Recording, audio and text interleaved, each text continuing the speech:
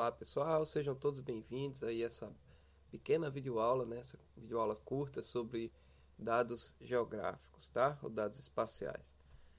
Bom, primeiro a gente precisa fazer uma importação dos dados aqui para o QGIS, né? Essa é a versão 3.16 e eu vou usar ele aqui como exemplo, né?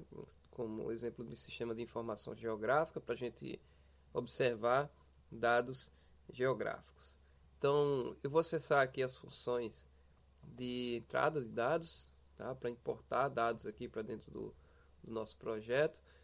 Então, eu criei aqui uma pasta para esse projeto e separei os dados pelo tipo, né, deles. Então, dados alfanuméricos, dados matriciais ou matrizes ou raster e dados vetoriais também. 3 pastas diferentes e cada uma delas a gente vai colocar, eu coloquei, né, os dados de acordo com a sua estrutura.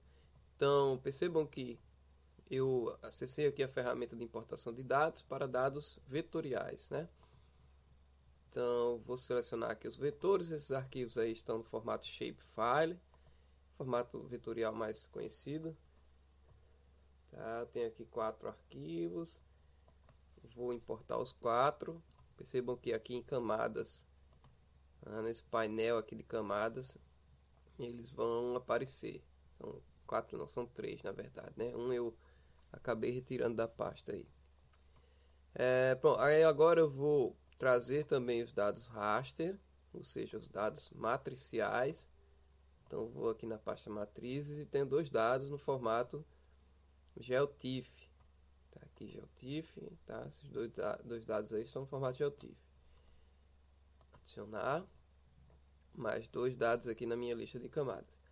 E vou acrescentar também um tipo de dado alfanumérico, né? Chama aqui de texto delimitado. Também salvei aqui dentro da pasta alfanuméricos. A população dos municípios paraibanos 2018.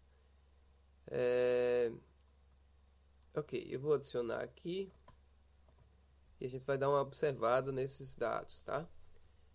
Bom, primeiro, é importante observar a diferença entre dado e informação, tá? O dado é o simples registro de um fato, tá? O fato ocorreu, então tenho lá o registro, né?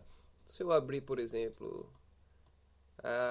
começando aqui pelos dados vetoriais, né? Se eu abrir qualquer dado vetorial desse aqui, eu posso acessar uma tabela de atributos. Essa é uma característica importante dos dados vetoriais.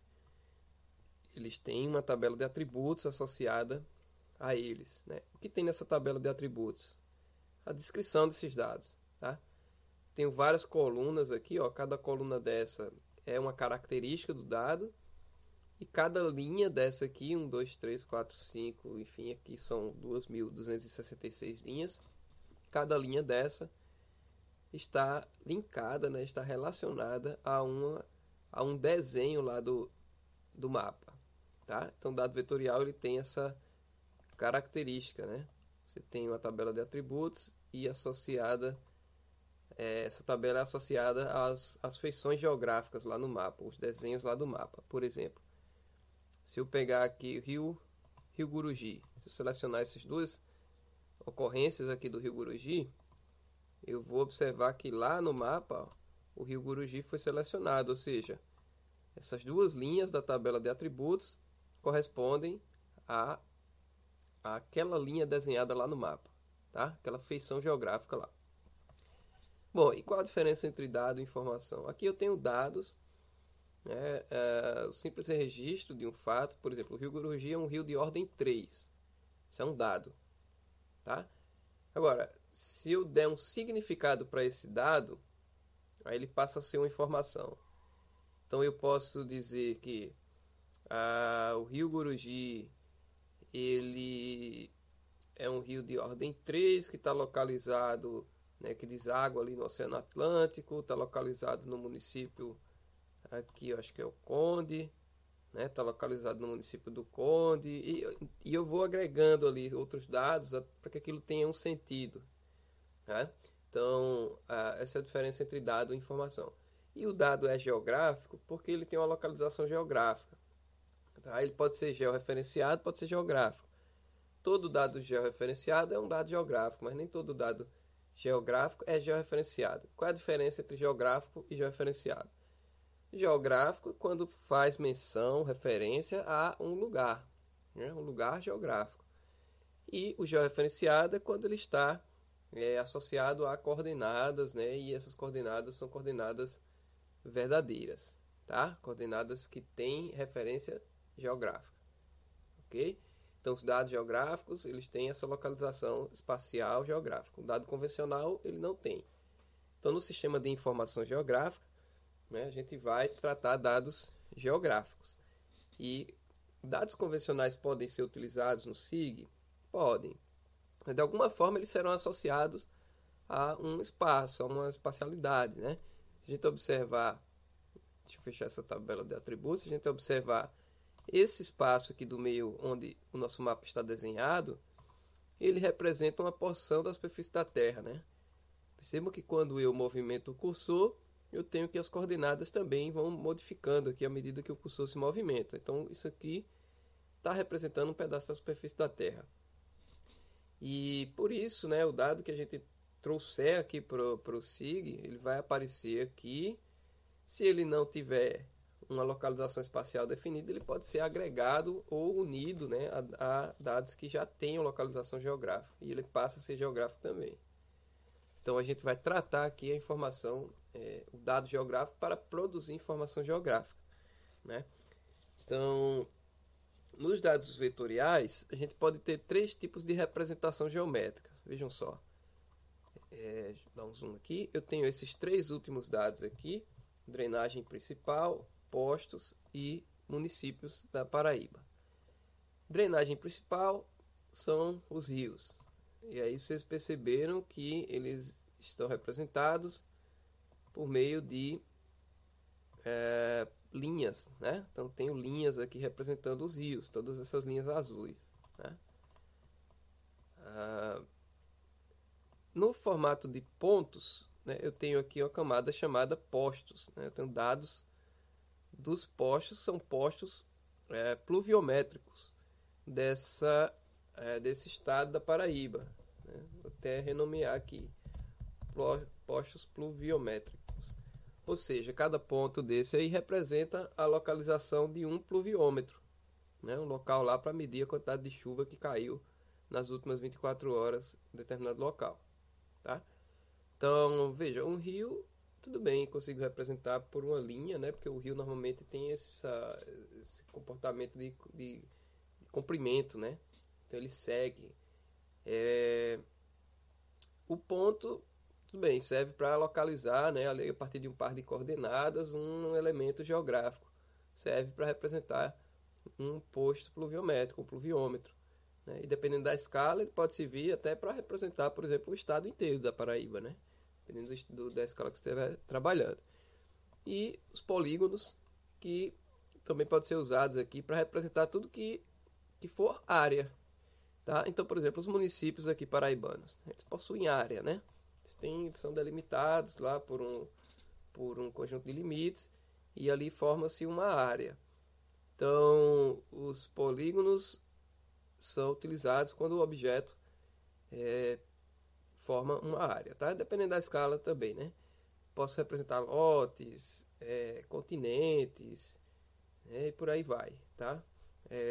Tudo que for área posso representar com polígonos. Então vejam, dados vetoriais, 3 possibilidades geométricas de representação. Geométricas porque a gente está falando da forma como ela é representada, né? Ponto, linha ou polígono, tá? Tem essas 3 possibilidades. E em todos os dados vetoriais, a gente tem a tabela de atributos associada e lá a gente vai encontrar os atributos, né? E vai conseguir obter ali mais dados sobre esses dados espacializados, tá? Lá a gente vai ter os atributos. Bom, já os dados matriciais, ou os dados raster, né? Vou aproximar aqui para essa imagem do satélite Landsat 8. Eu posso aqui modificar essas cores. Deixa eu colocar aqui umas cores melhores aqui para a gente identificar melhor esses alvos. Então eu tenho aqui uma imagem Landsat 8, satélite Landsat 8 do município de Princesa Isabel, e eu já tenho aqui uma estrutura completamente diferente. Ó. Vejam esses quadradinhos aí, eles são os pixels, ou seja, a menor unidade que a imagem é capaz de representar. No caso do sensor OLE do Landsat 8, do satélite Landsat 8, ele vai representar um mínimo de 30 por 30 metros, né? Uma área quadrada de 900 metros quadrados, né? Então, esses quadradinhos que a gente vê são os pixels. O dado matricial, ele é um dado contínuo. Veja que tem pixels aqui por todo o espaço, né, que abrangido aí pela imagem, tá? Tem um conjunto de pixels aqui agrupados. E cada pixel desse aí vai ter um valor numérico. Então, para o dado raster, eu não tenho uma tabela de atributos associada. Eu tenho os níveis digitais, que são os números que correspondem a cada pixel. Então, os objetos aqui no dado raster, eles não podem ser individualizados, né? Eles são um conjunto de pixels. Já nos dados vetoriais, a gente viu que é possível selecionar apenas um único rio, um único polígono, um único ponto, que a gente consegue individualizar esses objetos. Então, no dado raster a gente não consegue individualizar, mas a gente consegue saber o valor de cada pixel, né? Então, nesse caso aqui do Landsat 8, se eu clicar aqui, eu vou ter aqui os valores de radiância, né, de fluxo radiante, para cada pixel em diferentes faixas do espectro eletromagnético, ou seja, as diferentes bandas desse espectro. Bom, então, nos dados matriciais é isso, né? A gente tem níveis digitais associados a cada pixel, né? E o dado raster como um todo, ele é um conjunto de pixels, ele é uma agregação de pixels de forma contínua, né, para representação contínua do espaço. Da mesma forma, dados de hypsometria, por exemplo, que já vem de um satélite, né, de um sensor com tecnologia radar e que dá aqui nos pixels a a altura do relevo, né? Quando a gente clica, né, a gente tem aqui cada pixel a altura do relevo. Os mais escuros são os níveis mais baixos, né, as alturas mais baixas. Os mais claros, as alturas mais altas. E também a gente tem, né, observando aqui a estrutura do dado, uma espacialização contínua, aqui, né, uma agregação de pixels, tá? Bom, e os dados alfanuméricos, né? Os dados alfanuméricos são dados que não necessariamente têm coordenadas associadas a ele.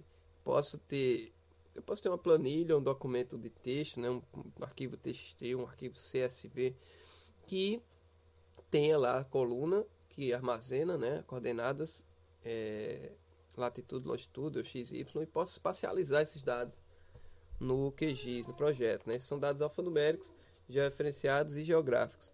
Mas nesse caso aqui, por exemplo, eu não tenho, né? Não tenho localização espacial, tenho apenas a descrição de cada município, sua população, o seu código e o estado que pertence, mas eu não tenho isso espacializado, né? Eu não tenho isso desenhado no mapa, né? Então eu posso tornar esse dado aqui um dado georreferenciado, geográfico ele já é, porque ele indica aqui um lugar, né? Mas eu posso, por exemplo, juntá-lo com os dados de municípios da Paraíba, né? Na tabela de atributos aqui, eu tenho o nome do município, a sigla, a área e o código, mas eu não tenho população, né? Então eu quero acrescentar a população aqui. Então eu posso juntar um dado com o outro, né? Um dado alfanumérico com um dado vetorial e por meio aqui de uma união,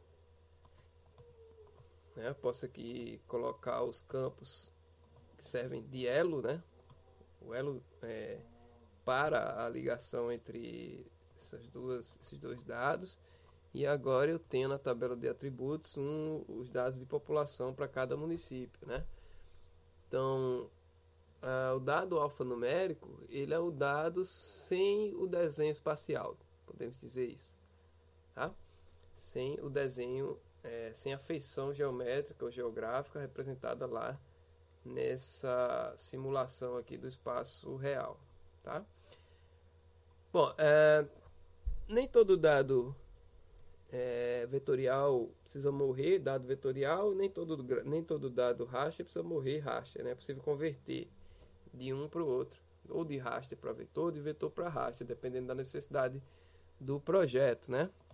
Tem ferramentas aqui no QGIS para isso, ó. Aqui converter, a gente tem raster para vetor, tem vetor para raster, tá? Dependendo do que você pretende fazer, você pode utilizar essas ferramentas aí para converter de uma estrutura para outra, ok?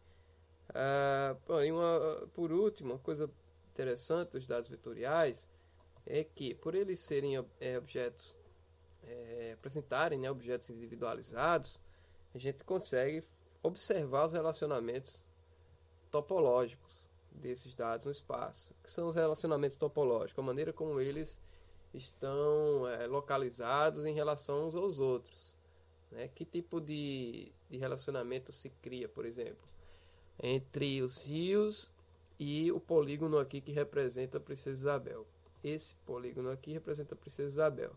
Então, vejam que eu tenho linhas de rios que pertencem à camada de drenagem principal que estão sobrepostas aqui ao polígono de Princesa Isabel, né? Ou seja, esses rios cortam Princesa Isabel. Então, eu tenho aí um relacionamento topológico. Eu posso ter um relacionamento topológico entre dois elementos da mesma camada, tá? Por exemplo, Princesa e Tavares. Eles são vizinhos, né? São adjacentes. Então essa é a relação deles no espaço. Eles são vizinhos, né? E assim por diante. A gente vai ter uma aula sobre relacionamentos topológicos, tá? Mas com os dados vetoriais a gente pode analisar esses relacionamentos topológicos, tá? Já com os dados matriciais eu não consigo, porque os dados não são, os objetos não são individualizáveis, né? Então, eu consigo, por exemplo, usar um vetor para fazer um recorte num dado raster, né?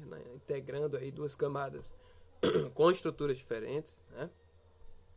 E posso converter também, né, o dado raster para um dado vetorial e aí sim estudar os relacionamentos topológicos existentes ali entre aqueles elementos e tudo mais. Bom, então, pessoal, é isso, né? Espero que gostem e bons estudos aí a todos, né, que assistirem esse vídeo sobre dados geográficos.